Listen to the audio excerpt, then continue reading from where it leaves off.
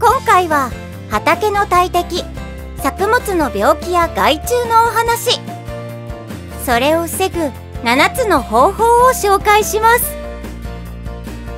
病害虫の防除というと一番に思い浮かぶのは農薬ですが、それ以外にも対処法があります。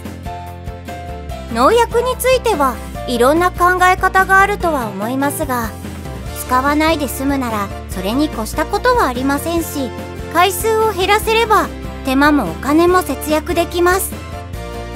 家庭菜園での栽培に取り入れていただける方法もありますので、ぜひお付き合いください。土の中にはいろんな病原菌が潜んでいます。トマトやキュウリなどは病気に強い唾液と美味しい実がなるホギを組み合わせることができます。ホームセンターで苗を選ぶときは、自根苗や未生苗と書かれているのが接ぎ木されていないタイプです。連作する場合は病気が出やすいので、特に接ぎ木苗を選ぶと良いでしょう。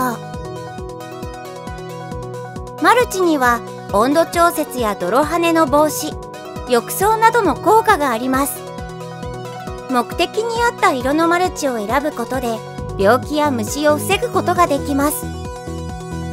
植え穴はなるべく小さめに。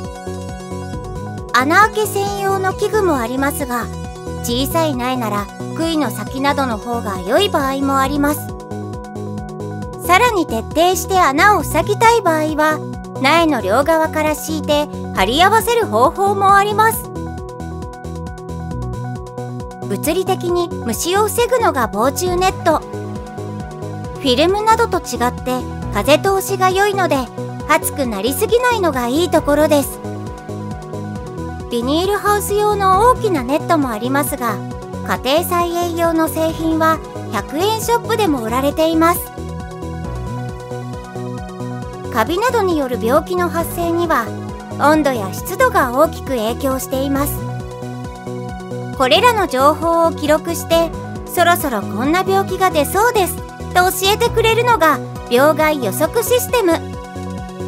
季節や天候によって出やすい病気はある程度予測できますが、より正確な情報を知ることができるので、化学農薬を使わず対応したり、使用回数を減らしたりできます。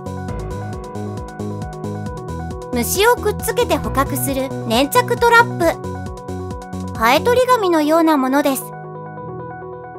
様々な製品がありますが、色は虫をおびき寄せる黄色と青色が主流。千狩り農場ではアザミウマによく効く青色を使っています。ぶら下げて使う短冊型が多いのですが、テープ状のものもあります。ビニールハウスに使われる被覆材には紫外線をカットするタイプのものもあります。虫があまり寄ってこなくなるほか、廃カビなどの被害も抑えることができます。ただ、使えない作物もあるので注意が必要です。例えば、ナスは紫外線で色が乗るので、育病期までしか使えません。野菜の病気は初期だと目に見えない場合もあります。病気の株を触った後、同じ手袋やハサミで別の株に触れると病気が移ってしまう場合があります。手袋の交換や器具の消毒はこまめに行いましょう。切るたびに薬液が染み出るハサミを使うと手間をかけずに消毒することができます。一度病気や虫が発生してしまうと完全になくすのは困難です。病害の対応はストレスもたまるので、楽しく栽培するためにも予防が大切。いろんな方法を組み合わせて安心して食べられる作物を作っていきましょう。